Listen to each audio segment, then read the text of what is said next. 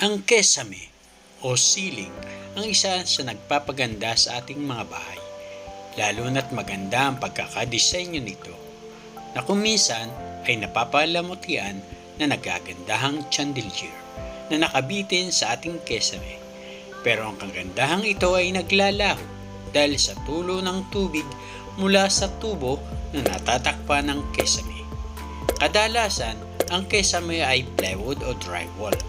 Sa ngayon ay drywall na ang kadalasang ginagamit kaysa sa plywood. Dahil sa pagbabawal at paglilimita sa pagputol ng mga puno na isang materyales sa paggawa ng plywood. Sa ngayon ay mas madalas na drywall ang ginagamit dahil ito ay mas mura at fireproof pa at madaling gawin kung sakaling masira ito kumpara sa plywood na mas mahal at mabilis masunog. Mga kabayan, halina kayo't samahan niyo ako upang gawin ang tulo ng tubig mula sa isang PPR pipe na natatakpan ng drywall o gypsum board. Mga kabayan, ang una po natin gagawin ay Papatayin natin ang leak valve ito.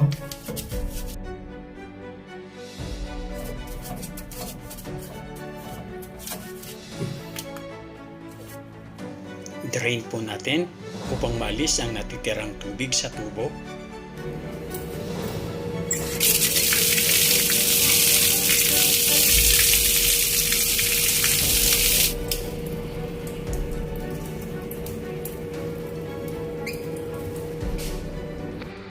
Ihanda na po natin ang ating mga kailangang gamit tulad ng fusion tools, hacksaw, kaperasong PPR pipe na may sukat na 40 mm in diameter, isang onion patente na 40 mm in diameter, isang coupling reducer na may sukat na 40 mm to 32 mm in diameter, at electrical extension cord.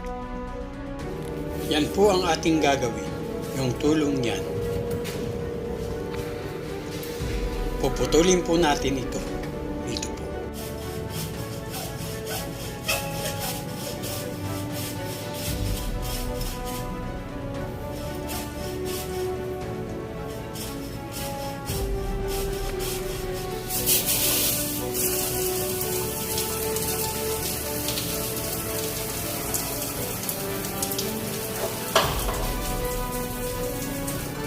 Hayaan po muna natin lumabas po lahat ng tubig bago natin po pagpatuloy ang pagputol.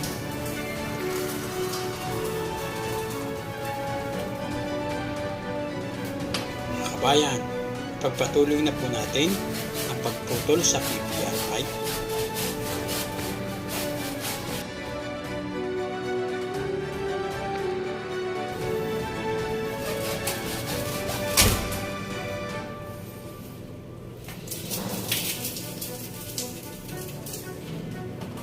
Isaksak na po natin ang fusion tools para painitin para sa pagdidikit ng mga fittings.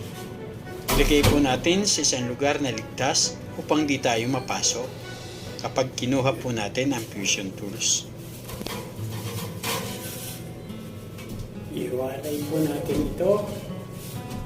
Iwalay para hindi mahirapan. Iwalay.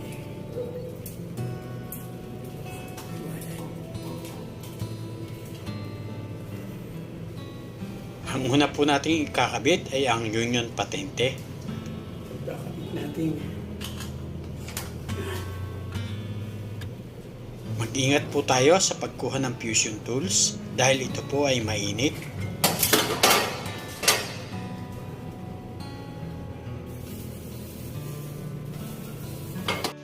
Ano nga ba ang union patente at bakit ito ang ating gagamitin sa halip na coupling?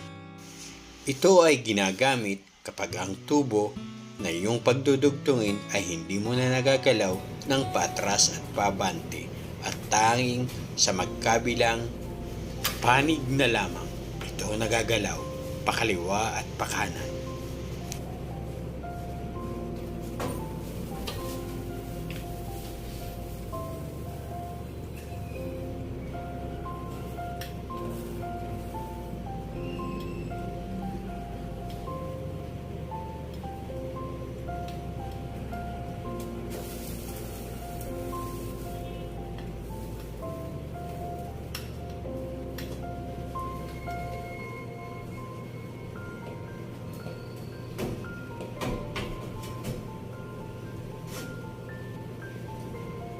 Kailangan po natin ng konting tiyaga, pasensya at pag-iingat sa ganitong trabaho.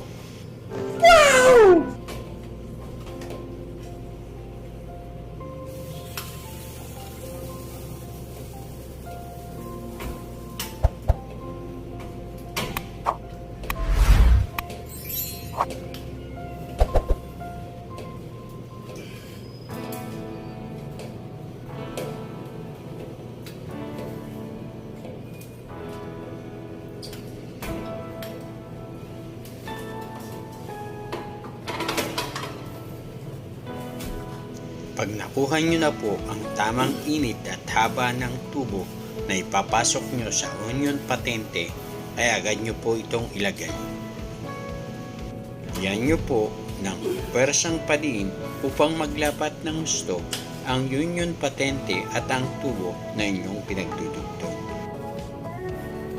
Siguraduhin nyo po na maganda ang pagkakalagay ng onion patente upang maglapat ng gusto ang dalawang tubo sa tulong ng onion patente.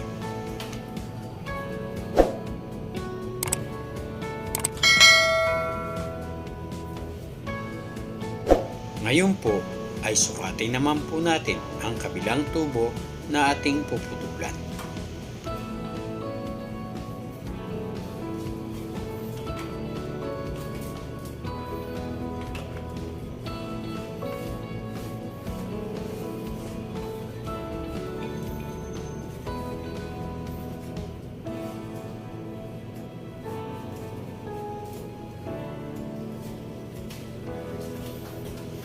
Unahin po muna nating ilagay ang coupling reducer upang masukat ng tama ang ating puputulan.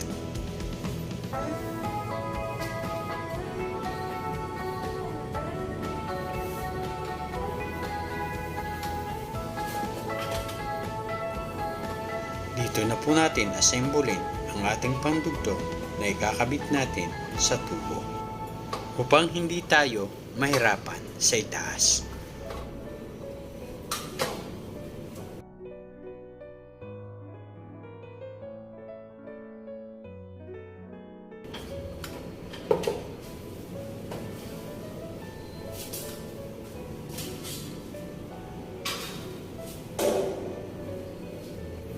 Palamigin po muna natin. Magpapalit po tayo ng 32 mm.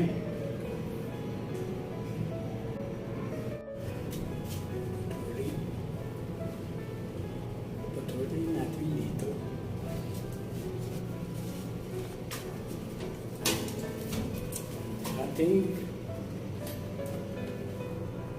Huwag po tayo magkakamali sa pagkakasukat upang hindi po tayo mahirapan.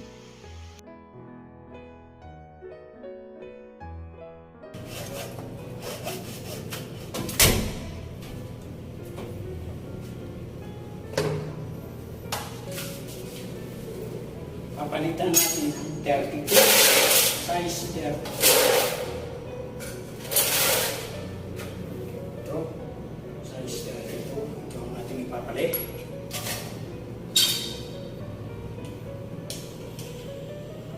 Dahil gumamit po tayo ng coupling reducer na 40 to 32 mm.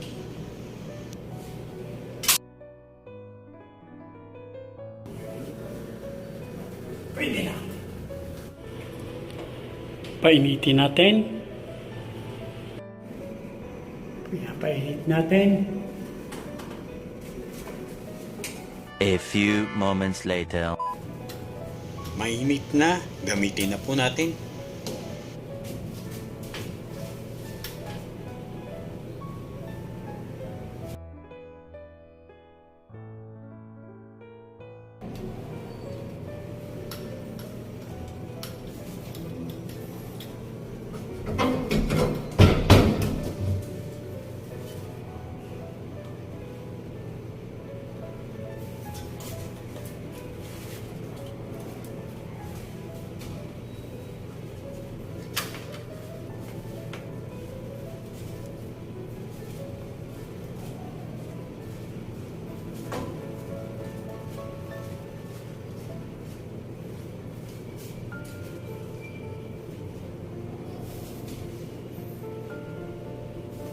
Testingin na po natin kung may leak. Buksan po natin ang gate valve. Buksan na po natin ang gate valve. Ito po ang gate valve. Buksan na po natin ito.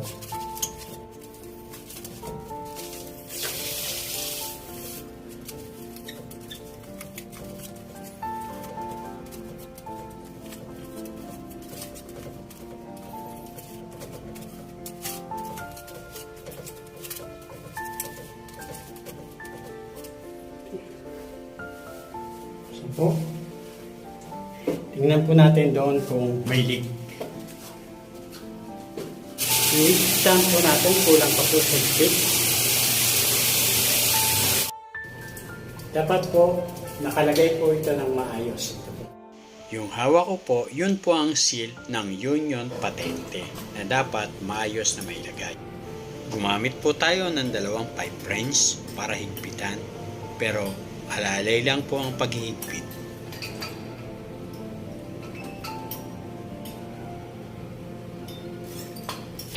Subukan po uli nating buksan ang valve.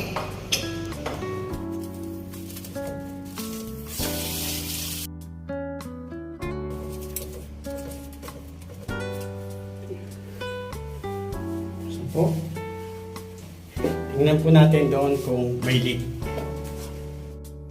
Wala na pong leak, tagumpay po ang ating operasyon. Mabuhay po tayo. Salamat sa Diyos.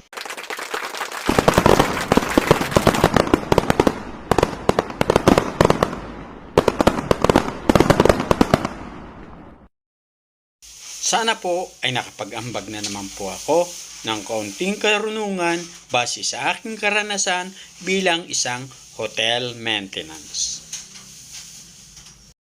Ito po si Juan Masipag. Hanggang sa muli. Bye-bye!